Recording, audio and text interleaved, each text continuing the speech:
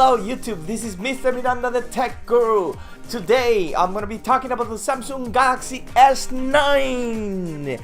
Samsung, you should really start thinking about some other names instead of just adding numbers for your new models. Just a quick recommendation. Yeah, take it or leave it. So the first thing that I'm going to say about the Samsung Galaxy S9, my personal opinion, is that it's more of a refinement than a next installment, which is making me think that Samsung's real flagship is the Galaxy Note, and the Galaxy S8, S9 are just kind of like an iPhone S or OnePlus 5T. It's a middle step. Makes me think that the real flagship is just Galaxy Note line. The new colors for the Samsung Galaxy S9 are the blue coral and the lilac purple. They seem okay. I'm digging the coral blue, but I've always been a fan of the platinum finish, which should also come for international market. The Samsung Galaxy S9 is essentially the same as the Samsung Galaxy S8, which is kind of like a downer, because you want to see progress, you want to see something new. But you should also think that when you have something good, why change it? So I do gotta give them props for sticking to their design, which is quite beautiful, quite elegant and efficient. The one major change that you're gonna notice in the appearance of the device is that the fingerprint reader has been twisted now to the more traditional fingerprint reader position, which is thanks.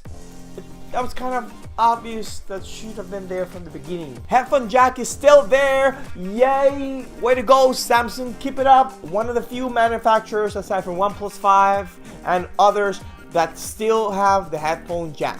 The Samsung Galaxy S9 comes with the processor Snapdragon 845. The smaller version, the S8, is going to come with a 4GB RAM and 64GB of storage option. And then you're going to have the S9 Plus, the bigger model, that's going to come with 6GB of RAM and 128GB of storage. Good. That is pretty good. And you also have the micro SD card option, so you can expand that even further. One of the other places where there is a big change is on the camera. It's the only phone that's able to adjust its aperture from 1.5 to 2.4. What this is going to allow is for more light to go into the camera, or less light, less for sharper details. Depending on how you want to play with your picture, the S9 will adapt automatically.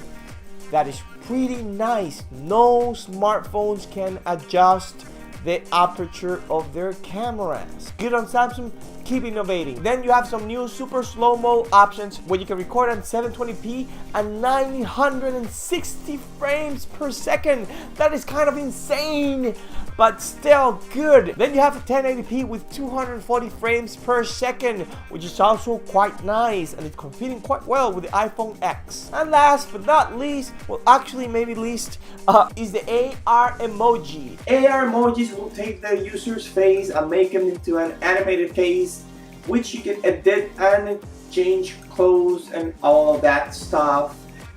I do think it's kind of a gimmick. Still, it is nice to have an additional feature out there. What I really would like to see from Galaxy S9 is a turnover on their software. Samsung, please fix your software game. This is my worry. The same worry that I've always had with all Samsung devices. The software. Samsung, you can have a million new features, you can have the best design, but what is the use if you don't have good software? If your software slows down over time, or you get late updates? Please, if the S9 is really gonna be a competitor on 2018, you gotta step up your software games, you gotta get rid of the lag. So in conclusion, the Samsung Galaxy S9 seems like a very good contender for 2018, but, and this is a big but, I like big butts and I cannot lie. Samsung, you have to step up your software game. What is the point of having 1 million software features but then having a phone that slows down over time, does not receive software updates, and lags constantly.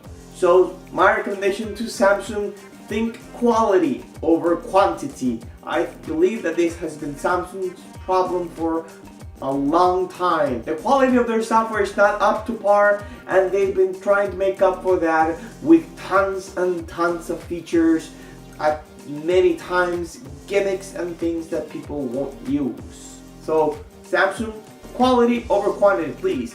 However, if you have a Samsung Galaxy S8, I don't see a reason for you to switch to a Samsung Galaxy S9. Just wait for the Galaxy Note 9.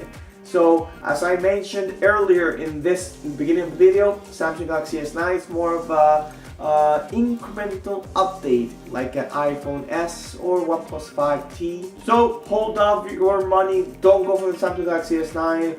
Wait for the next Note.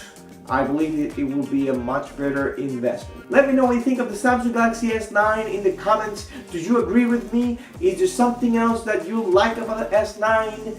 Thank you for watching. This has been Mr. Miranda, the Tech Guru. Peace and love, my friends.